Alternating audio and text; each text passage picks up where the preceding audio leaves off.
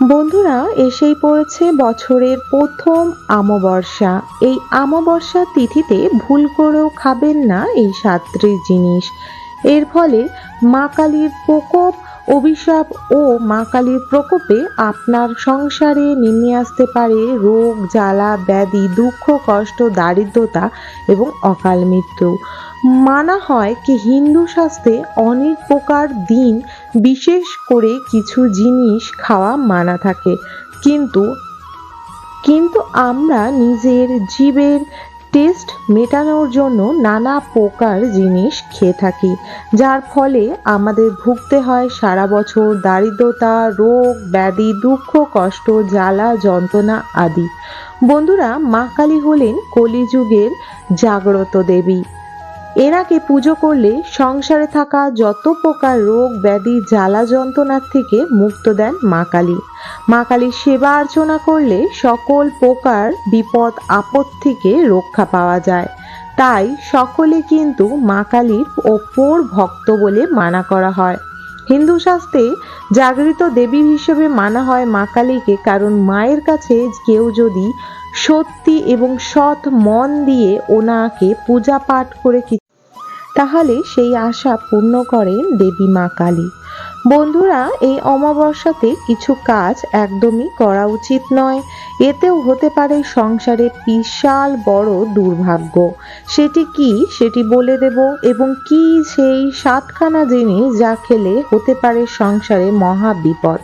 বন্ধুরা, এই বছর বৃহস্পতিবার পড়েছে, লক্ষ্মীবার পড়েছে অমাবস্যা। প্রথম বৃহস্পতিবার বছরের এবং প্রথম অমাবস্যা পড়েছে। এই দিনটি আপনাকে খুব ভালোভাবে পূজা পাঠ করে কাটাতে হবে। এই দিন মা লক্ষ্মীকে আপনারা যত ভালো করে পূজা করবেন, অত ভালো করেও মা কালীকেই পূজা করবেন।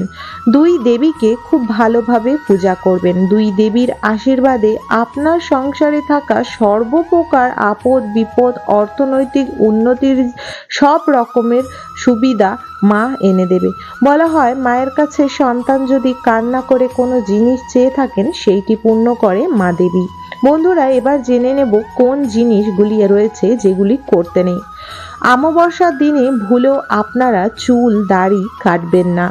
এর ফলে সংসারে নেমে আসতে পারে নানা প্রকার বিপদ আপদ এবং ঘরে নেগেটিভিটি প্রবেশ করে। ঘরে মা কালীর নাম জপ এবং মা কালীর গান চালিয়ে যদি মা কালীর পূজা আরাধনা ও সেবা করা হয়, তাহলে মা কালীর অশেষ কৃপা সেই ব্যক্তি ও সেই ব্যক্তির সংসারের উপরে পড়ে এবং তাদেরকে নানা প্রকার আপদ বিপদের হাত থেকে রক্ষা করেন স্বয়ং মা কালী। মা কালীর ভক্তরা কোনোদিনও কোনো প্রকার দিক থেকে বিপদে পড়েন না, কেন স্বয়ং মা তার সন্তানকে উদ্ধার করে নিয়ে আসেন। বন্ধুরা, দ্বিতীয়ত, এই দিন আপনারা ভুল করেও করবেন না এই কাজটি। সেটি হলো, এই দিন আপনারা কারোর থেকে ধার নিয়ে আসবেন না বা কাউকে কোনো টাকা পয়সা ধার দেবেন না, কারণ এই দিন পড়েছে বৃহস্পতিবার, লক্ষ্মীবার এবং তার সাথে এই দিন হচ্ছে গিয়ে অমাবস্যা। তাই ভুল করেও আপনারা এই কাজটি করবেন না। এই দিন চেষ্টা করবেন আপনাদের ঘরে যেন অর্থ বজায় থাকে এবং পজিটিভিটি বজায় থাকে। মা কালী এবং মা লক্ষ্মীর কৃপায় আপনার সংসার হয়ে ওঠে সোনার সংসার। তাই এই দিন আপনারা পূজা পাঠ করুন। ঘরে আপনারা ফুল, চাল আদি কিনে নিয়ে আসতে পারেন, যেগুলি সংসারের আয় উন্নতির জন্য এবং ঘর সম্পত্তির জন্য প্রচুর পরিমাণে ভালো। বন্ধুরা, এই দিন করবেন না আরেকটি কাজ, সেটি হলো বিশেষ করে এই দিন সংসারে কাউকে কোনোদিনও ঝগড়া করে কোনো প্রকার অভিশাপ বা আদি করবেন না। ছোটদের অনেকেই মারা বা বাবারা ছোট সন্তানদের নানা প্রকার অভিশাপ করেই থাকে রাগবশত। বলা হয় কোনো পূজা পাঠ বা কোনো বিশেষ দিনে যদি আমরা কোনো কথা বলে থাকি, এমন এক তিথি চলে যার কারণে সেই কথাটি লেগে যায়। তাই কোনোদিনও কোনো কারণেই নিজের সন্তান বা নিজের কারুকে বা বাইরের কাউকে কোনোদিনও কোনো প্রকার দূর কথা বা ব্যবহার করতে নেই। বলা হয় এই দিন যদি আপনার গৃহে কোনো ভিক্ষুক বা কোনো গরিব ব্যক্তি এসে দাঁড়ায়, তাহলে আপনার সামর্থ্য অনুযায়ী আপনি তাকে অবশ্যই কিছু দান করিবেন। বলা হয় কোনো পূজা পাঠ চলাকালীন বা কোনো দিন যদি আপনি হিন্দু শাস্ত্রে বলা রয়েছে দান করে থাকেন, তার পুণ্য স্বরূপ আপনার ভাগ্য প্রচুর পরিমাণে উজ্জ্বল করে দেবে। তাই আপনারা অবশ্যই এই দিন দান আদি করতে পারেন। বন্ধুরা, এবার জেনে নেব এই দিন কি সেই সাতটি জিনিস যা খাওয়া একদমই নিষিদ্ধ রয়েছে। সর্বপ্রথমে এই দিন আপনারা ভুলেও মাছ, মাংস, ডিম খাবেন না। বলা হয় এই দিন বিশেষ করে বৃহস্পতিবার বা অমাবস্যা চলাকালীন যদি আপনারা অমাবস্যাতে এবং বৃহস্পতিবার মেনে চলেন, এতে জীবনে অনেক ভালো হয়। অমাবস্যা, পূর্ণিমা, কোনো বিশেষ পূজাতে আপনারা যদি আমিষ জিনিসগুলো ছেড়ে দিয়ে নিরামিষ জিনিস খান, এতে জীবনে অনেক ভালো হবে। হিন্দু শাস্ত্রে কোনো জীবকে মেরে খাওয়ার কোনো প্রকার রীতিনীতি নেই, কিন্তু জিহ্বার টেস্টের জন্য আমরা অনেক প্রকার খাদ্য খেয়ে থাকি, কিন্তু বিশেষ দিনে এটি একদমই মানা রয়েছে। বলা হয় এই দিন পোড়া জিনিস খেতে নেই। দ্বিতীয়ত বলবো রুটি। রুটি হলো এমন এক জিনিস যা আমরা কিন্তু আগুনে পুড়িয়ে খাই। যেমন আমরা রুটিটি পুড়িয়ে খাই, তাই রুটি, পরোটা কোনোদিনও পূজা পাঠে তৈরি করতে নেই। আপনারা রুটির বদলে এই দিন লুচি বানিয়ে খেতে পারেন, অথবা আপনারা অন্য প্রকার খাদ্য আহার করতে পারেন। বন্ধুরা, তৃতীয়ত এই দিন কোনোদিনও কোনো শাক সবজি পুড়িয়ে খাবেন না। একে তো পড়েছে বৃহস্পতিবার, লক্ষ্মীবার, তার উপর দিয়ে অমাবস্যার দিনে কোনো পোড়া খাবার খেতে নেই। যেমন ধরুন এখন চলছে শীতকালে অনেকেই বেগুন ভর্তা বা বেগুন পুড়িয়ে খেতে অনেক পছন্দ করে থাকেন, কিন্তু এই সময় একদমই বেগুন পোড়াটি খাবেন না, কারণ অমাবস্যা তিথিতে কোনো জিনিস পোড়া খেতে নেই। এতে জীবনে রোগ ব্যাধি, জ্বালা যন্ত্রণা, দুঃখ কষ্ট লেগেই থাকে। বন্ধুরা, এই দিন আপনারা লাল জাতীয় খাবার খাবেন না। যেমন ধরুন মুসুরির ডাল, লাল মূলো, আপনারা বিট এবং রক্ত জাতীয় লাল কালার জাতীয় যেসব খাদ্য, সেগুলো নিষিদ্ধ করা থাকে অমাবস্যাতে খেতে না।